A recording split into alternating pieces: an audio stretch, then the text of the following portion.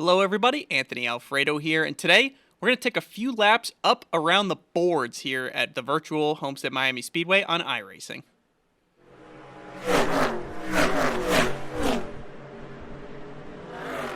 Now that last clip you just saw was me running right against the wall at Homestead Miami Speedway in real life in the NASCAR Xfinity Series while driving my iRacing.com Chevrolet Camaro. That was back in 2020 when I was in the Richard Childress Racing number 21 part-time. We had a double-header weekend, the first of which was my third Xfinity race, and I actually finished fourth. I remember very vividly because I high-sided my childhood hero, Dale Earnhardt Jr., on the last lap to get a top five. It was pretty awesome, but iRacing has put a lot of time into the bubble effect and the added side force you feel while running right against the wall. It's critical to actually run it properly, and it's always been difficult to run it on the sim because that effect did not exist, and when they did implement it, it wasn't quite as accurate as I think everyone wanted it to be. They've really put a lot of time into honing it in and getting it to be more accurate and what the real-life drivers experience so that all of us on the service have a better feel for it and a more accurate, more realistic experience. As a real-life NASCAR driver, I wanted to give you my feedback on it, tell you what my thoughts are, and how real it really feels. So, without further ado, we're going to throw the MPI steering wheel here on our quick release, get our Sparco gloves on, turn a few laps around here, and get a feel for it ourselves.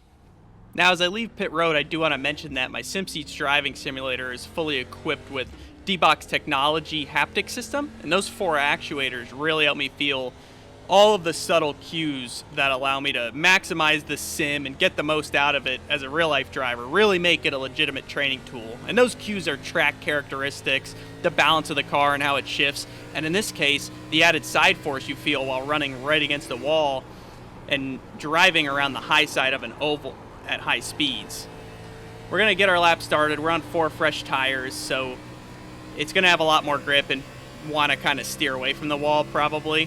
But first things first is high entries. You really need to maximize the entry speed and angle so that you can get pointed earlier through the center and pick up the throttle earlier to start building momentum.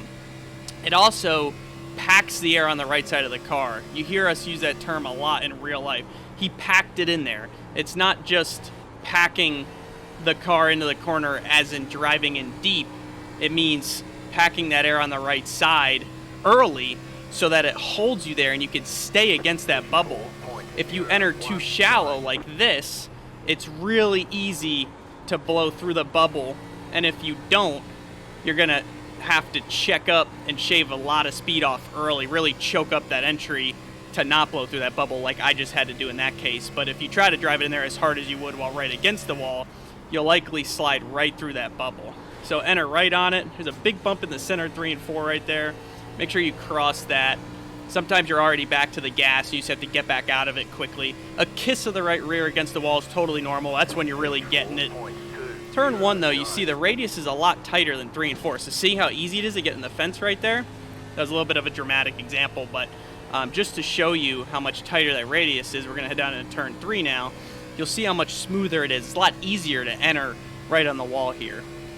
So here you can get in pretty deep, get on the brake, roll in there, pick up the throttle early. Remember that bump so you don't hit the wall like that, because that's what it'll do. It'll really throw the car into the wall if you don't have it pointed properly over that bump. But now back into turn 1. What you're going to do to maximize this entry without getting in the wall is just choke it up a little bit, back the corner up a little bit, or use more brake, if not both, so that you can enter right against the wall, and then you can start picking up the throttle early. But if you try to drive in deeper, you're going to have to enter away from the wall, so you're still going to have to choke it up, or you're just going to blow through that bubble and hit the fence. So really drive in there, right against it, like this, cross that bump. See how I lifted just to be safe, just to make sure I had the right balance, and the car transitioned well. That is how you run the high side in the oval properly. I remember vividly while racing in the NASCAR Cup Series, it was sketchy getting right against the wall because in a steel body car, if you barely tapped it, you'd push those fenders in and be cutting tires down all day long until you got them pulled out properly. Whereas the Xfinity car and the composite body, you can hit it all day long and be fine. Not hard, of course. You could definitely cut a tire down at some point, but if you just skim it, it's not a problem usually, especially if you're tapping the right rear. That's ideal. But if you even get it with the right rear and it brings the right front in, or brings it around and you square up with it with the right side, it's usually not a big deal. They're just very resilient and they pop right back out as long as it's not a huge hit. But you see a lot of guys still content for wins after having damage like that or getting into the fence. At a track like this, it's going to happen more often than not. Now, because of the added side force, you can be really aggressive on the throttle. You'll find you can carry a lot more throttle through the corner than you can when you're away from it in the middle or the bottom, or even on the top just a few feet away from it rather than a few inches away. You'll also find that not only can you get to the throttle earlier and get wide open earlier, but even on older tires, you can just really work the throttle without slipping the rear as much as you would away from the wall because of all that added side force and overall grip. We'll view this lap from both the rear chase and the regular chase camera just to show you more of what I'm talking about in car placement. So you see how I entered really high and I kept it up there all the way through the corner, really working the throttle and maximizing that speed. A little bit of turn down on exit, but I was still full throttle, so it's not a big deal. On older tires, it'll feel more natural to stay up against the wall. As I said, I was on fresher tires here. Another high entry into turns 3 and 4, cross that bump. See how it pushes me up the track a little bit? That's why it's important to predict that before it happens, because otherwise it's too late and you'll be in the wall. Now we're going to watch this lap from chase cam, and you'll see me with that high entry into turn 1. Despite the tight radius, you can do it even though it's sketchy. You just got to get comfortable with it because there's a lot of speed to be had by entering right against the wall. And if you judge the speed properly, you'll notice a big difference in your overall lap time and feel up there. It may not be comfortable at first, but that's where the speed is at. 3 and 4, as we said, it's a lot easier just because of the radius. But you see that bump pushes me up the track just a little bit, which is why it's important to predict it before it happens, because otherwise, if you wait until you do cross the bump, it could be too late and you'll go straight into the wall. Well, everybody, I hope you enjoyed today's video. I've missed making tutorial type videos like this and real life comparison videos for you. So if you enjoyed it, let me know in the comments below and be sure to leave a like.